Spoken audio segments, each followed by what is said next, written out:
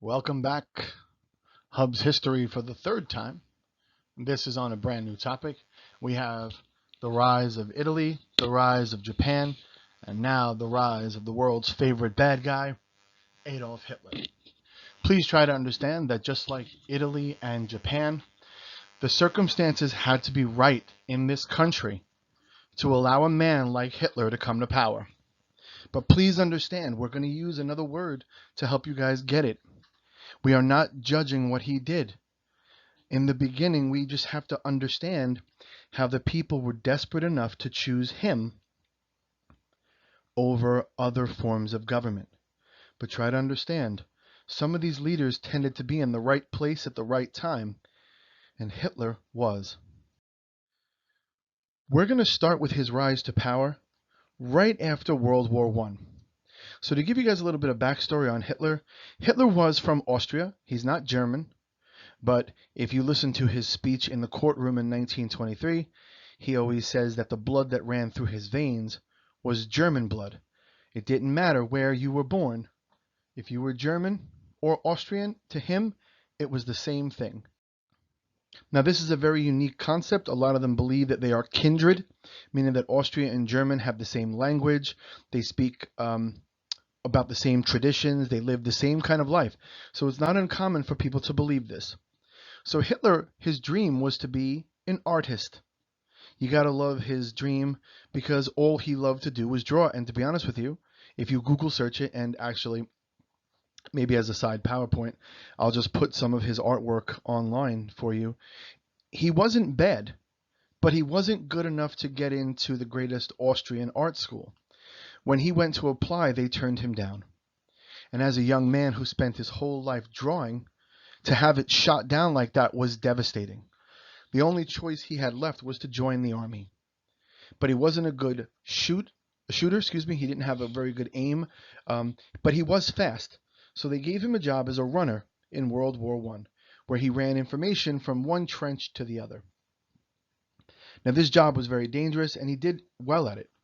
Well enough, of course, to earn the Iron Cross, and he earned a few other medals too for his service. But one of the things that happened to him in late 1918 or mid 1918 was that he was caught in the middle of a gas attack where he was blinded by the poison gas. He spent the last 3 months of the war in a military hospital regaining his sight.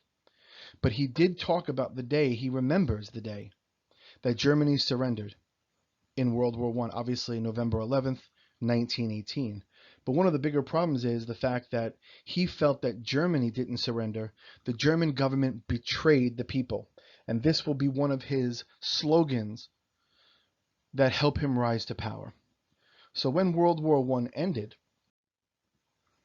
what starts to happen is the big focus on restructuring the government. So the Western powers, Britain and France, helped them establish a brand new democratic government called the Weimar Republic.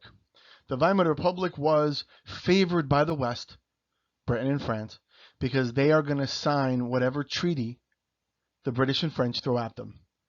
The stipulation, of course, if they didn't sign it, World War I would restart. So the German government signed the Treaty of Versailles, taking full blame for the war. Of course, the other stipulations as well are never going to be forgotten. But after the failure of the Treaty of Versailles, and it was a failure because of all the people that are going to die because of it, after the Treaty of Versailles, numerous political parties began to appear all over Germany, claiming that they could lead better. Obviously, we'll have the rise of communists, we'll have other little groups, but the most famous one is the National Socialist German Workers' Party, aka the Nazis. Now try to remember, Hitler was not a Nazi. He joined the Nazi Party. After World War I, his job was to go around and listen and observe political meetings to see if they were a real danger. But there was one story where he went into a beer hall. You guys would know it as a bar. And he listened to this man speak about how the German people lost the war, how the German people are responsible, and it infuriated Hitler. The story was that he threw his beer glass at the wall and said, "That's the problem with society.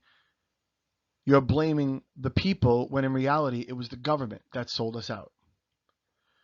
The leader of the National Socialist German Workers' Party found Hitler and asked him to give a speech.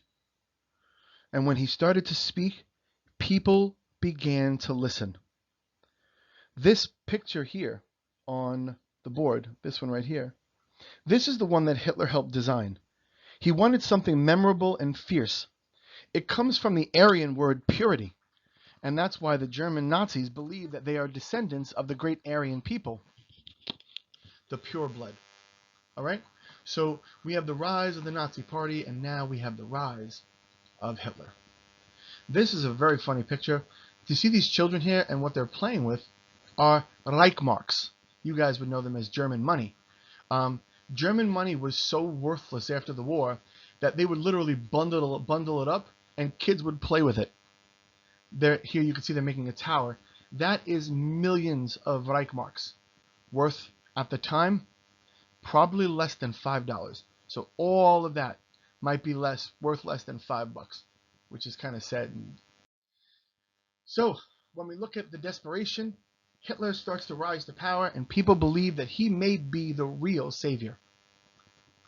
One of the things they asked him to do was to create a unique look all his own. Lenin had a bald head and a very pointy beard. He was very distinct. And that's why Hitler came up with his traditional mustache. The Hitler mustache became a very, very common look for German people in the 1920s, 30s, and even the 1940s. All right. So he was a fascist, just like Mussolini. But after a couple of years and gaining widespread support, he decides to overthrow the government. It's called the beer hall pushed, and it failed.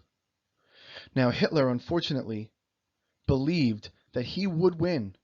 And even after they lost, he attempted to kill himself, but people talked him out of it, said he was too valuable, too important. So he went to trial. Now, he was charged with treason, and at the time, anywhere in the world that charged you with treason, the punishment was usually death. So he was on trial, and they did find him guilty. But because the people were enamored, in love with his ideas, they sentenced him to 5 years in prison, up for parole in 9 months.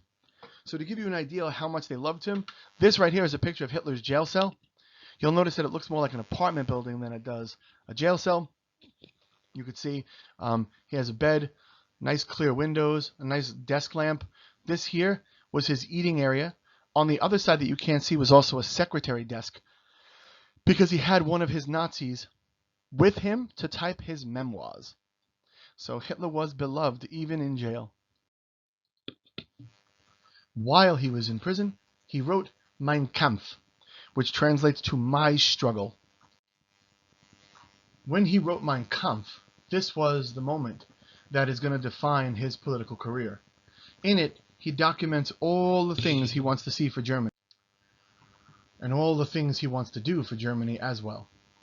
So when we start looking at him, he starts to rise to power, and once he's released from prison because he only served 9 months, he eventually rises to become the supreme leader, also known as the Führer, of the Nazi Party. Now, even though he had tried to overthrow the government and failed, he realized that it didn't mean that he could not, at one point, take over. But he decided to use this new government to his advantage. Being the fact that they were now in a democracy, he urged some of his Nazi comrades to run for political office, and they began to win.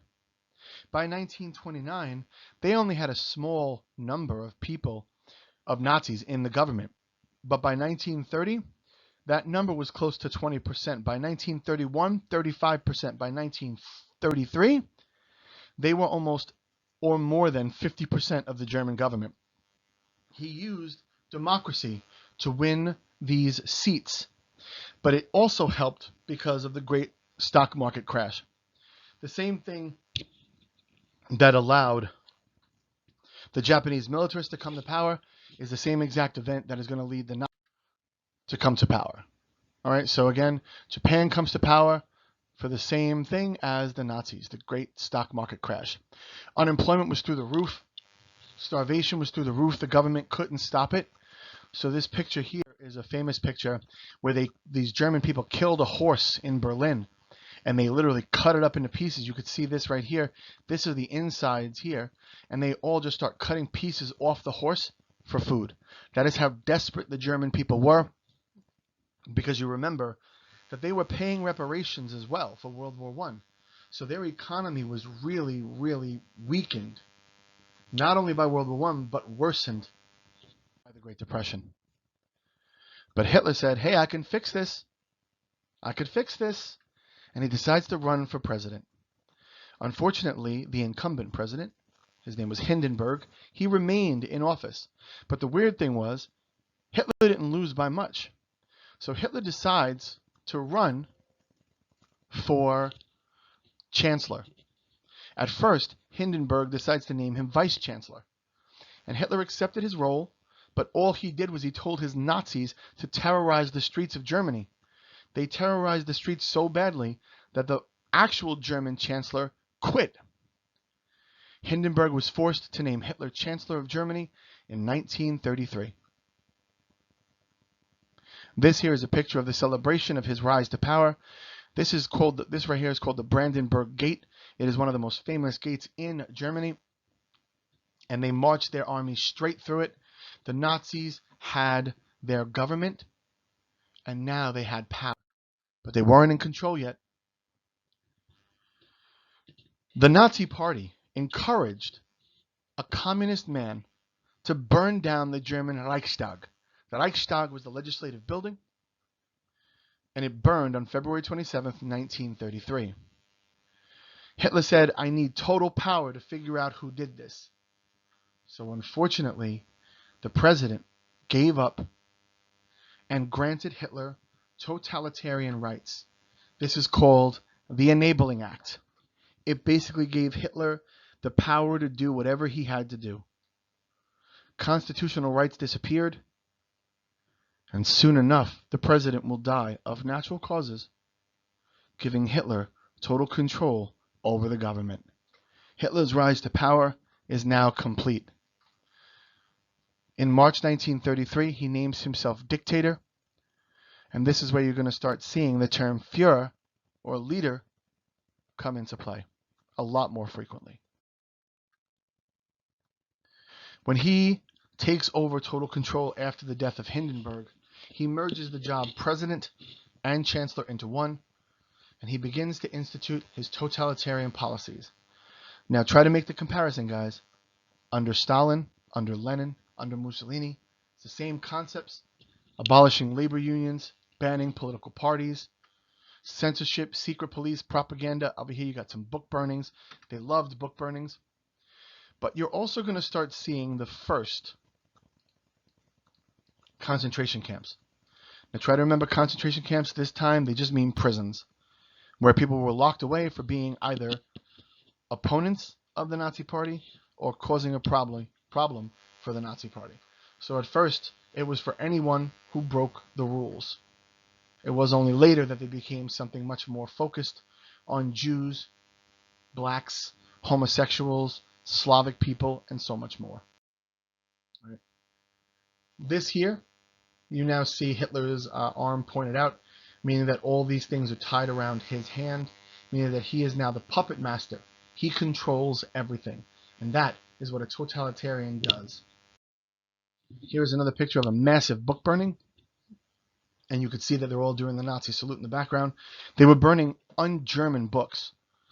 Anything communist, anything written by Jews, anything written against the Nazi Party, and more importantly, anything that favored free thinking was all destroyed.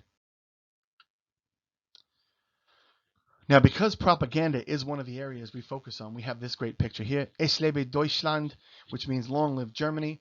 You see Hitler leading them to the future. You have the Bavarian eagle with the lights shining on not only the German people, but on the Nazi flag. I love the subliminal message here. The Nazi Party is above all. You see how it's above his head? The idea that the Nazis are going to lead us to the future. This is a really powerful propaganda poster.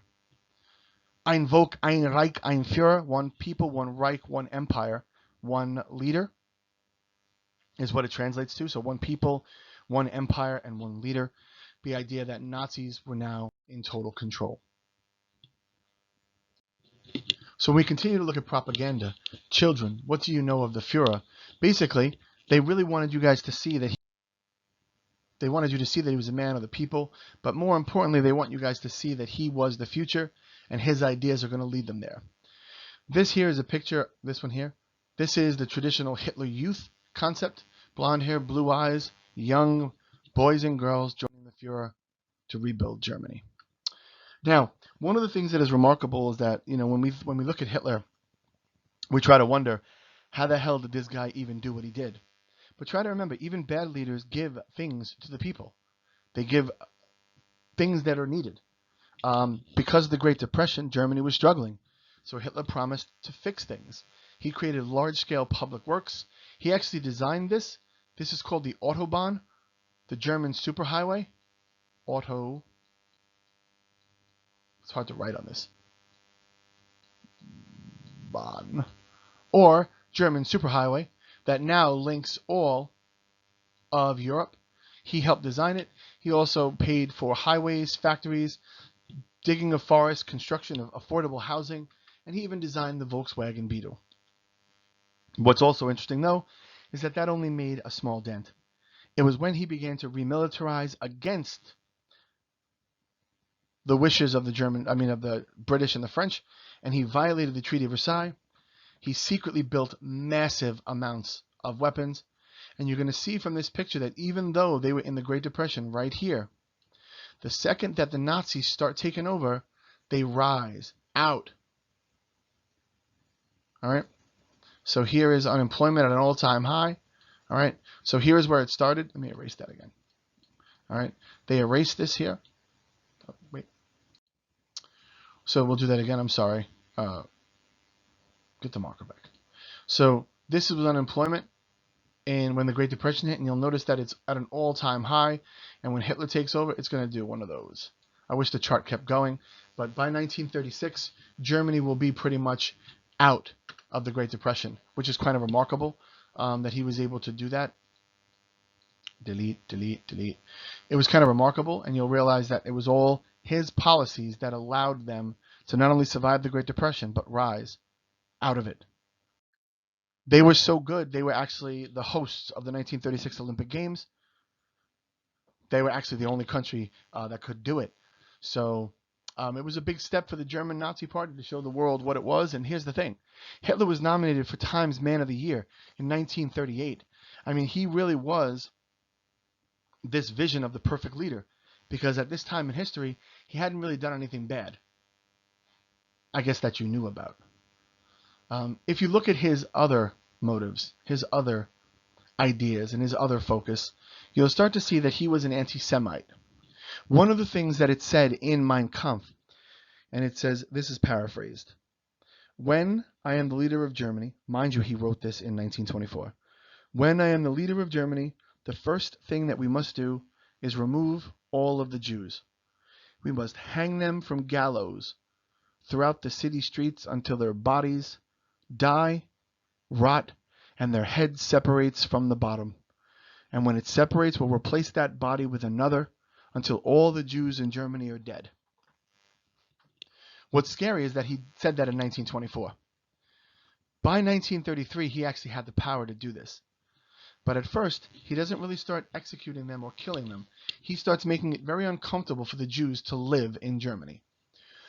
So he wrote the Nuremberg Laws. The Nuremberg Laws were not the first of its kind. I want to make that clear. In the 1880s, Russia passed something known as the May Laws that basically made it illegal to be Jewish or frowned upon to be Jewish. This here really targeted the Jews to know their background, their heritage, where the German government actually looked into your family history and they wanted to trace any hint of Judaism or Jewish blood for generations. So some of the rules that took place, excuse me, Germans and Jews were no longer married. If they were married, their marriage were null and void. They never counted. Germans were not allowed to use Jewish doctors, lawyers, or buy Jewish products. But I think the biggest the meanest thing of all was that Jews were no longer considered citizens. But here's what's remarkable.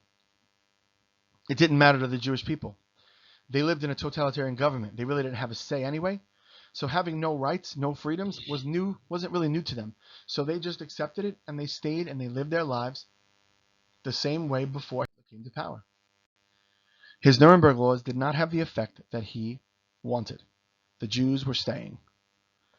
But that is all about to change because of Kristallnacht. Kristallnacht was the first act of violence the Jews instituted against the Germans. In 1938, a Jewish man killed a German diplomat in France. The story got back to Germany and the Nazis wanted revenge. Hitler gave them permission for one night of violence, November 8th into November 9th. This happened. November 9th into November 10th is when Kristallnacht took place. When Kristallnacht was started, the Germans were given permission to destroy anything that was owned by the Jews. The shops, synagogues, arresting as many as they can. They frowned upon murder, but sadly some Jews did die. This was the moment that the Jews truly felt that they were no longer welcome in Germany, and they began to leave by the hundreds of thousands. Hitler was getting his wish. His wish was for the Jews to leave without having to kill them. He was becoming very effective. But what's really frightening is that even though half the Jews left Germany, that means that half of them stayed too.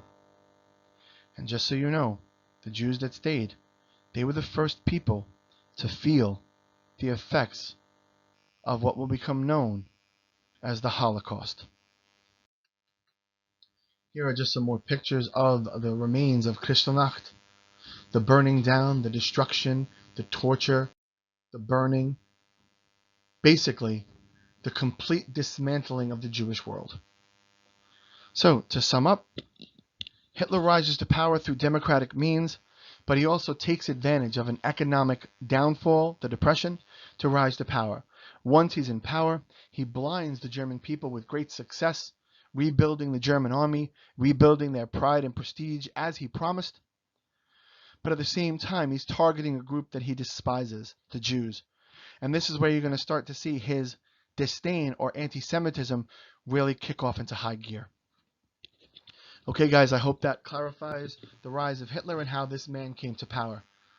That's it for Hitler history. Look at that. Hitler's history, or at least his rise to power, on my channel, Mr. Hub's History. Catch you soon, guys.